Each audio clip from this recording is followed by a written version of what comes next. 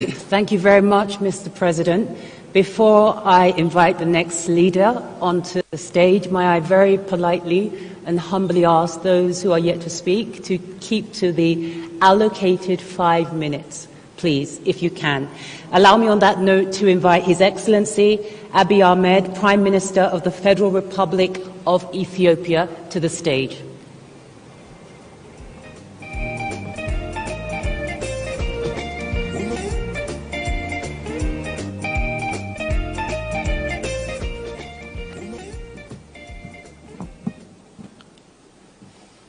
Your Excellency, President William Ruto, Your Excellencies, Heads of State and Government, Your Excellency Aja Bange World Bank Group President, IDA, representatives of other regions, distinguished invited guests, ladies and gentlemen. I would like to begin by thanking our host, my brother, President Ruto. As we gather today, our shared vision for prosperous, equitable, and sustainable future hinges upon our ability to address the pressing challenges faced by countries across the continent, while also harnessing the immense potential of its youth population. Allow me to shed light on the state of affairs in Ethiopia, a nation that has been harnessing resilience in the face of a spectrum of challenges, aggravated by external forces such as climate change, pandemic, geopolitical tension, and the soaring global cost of living. First and foremost, the Ethiopian government has navigated structural macroeconomic reforms amid challenges, focusing our attention on macro-financial stability, productivity enhancement, and favorable investment climate. Second, and central to our collective aspirations for a peaceful continent, we must foster dialogue and reconciliation. In late 2021, Ethiopia formed the National Dialogue Commission to lead inclusive talks, independently tackling ongoing conflicts with wide public involvement.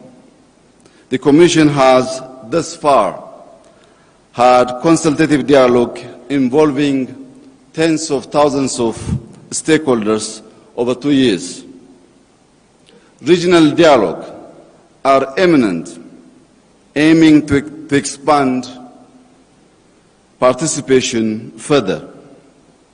Third, like many IDA countries, Ethiopia faces unemployment and a skill gap challenge, with the government prioritizing accessible education to empower citizens while encouraging youth engagement in startups across various fields.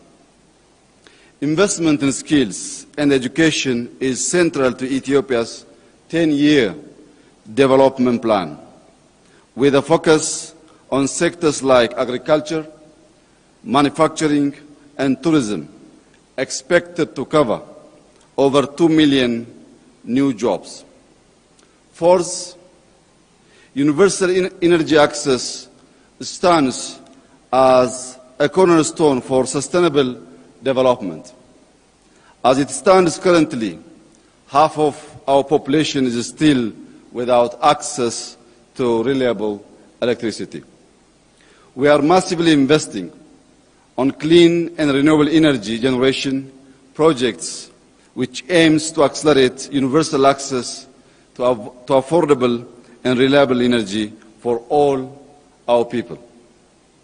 Despite possessing over 60,000 megawatt potential from our diverse renewable energy sources, realizing This capacity demands substantial investment. Fifth, the digitalization of economies holds immense potential to enhance connectivity, spur innovation, and expand access to essential services.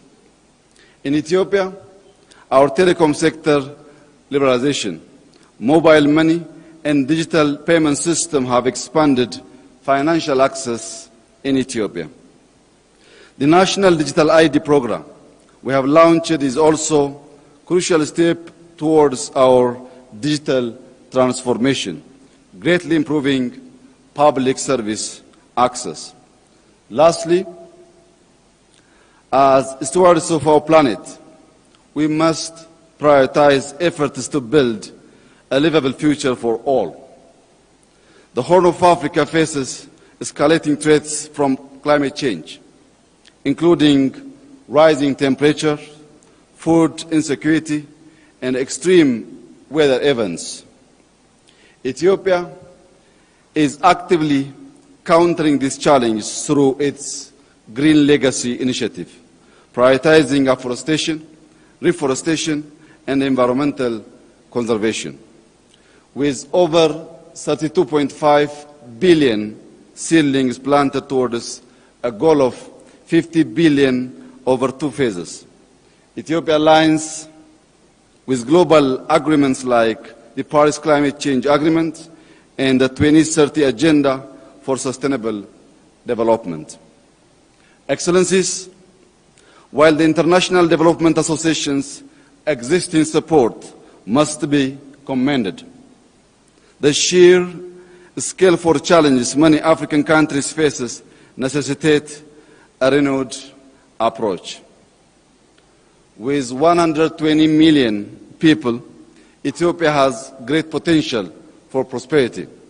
Yet, as a key recipient of AIDA support in Africa, Ethiopia faces a significant financing shortfall that may hinder its progress.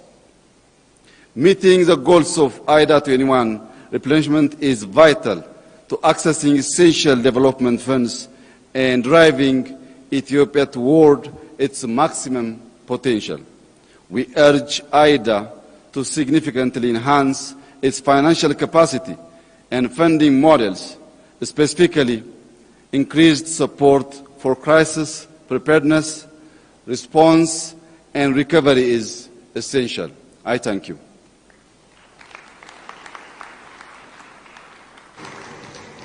Thank you, Mr. President.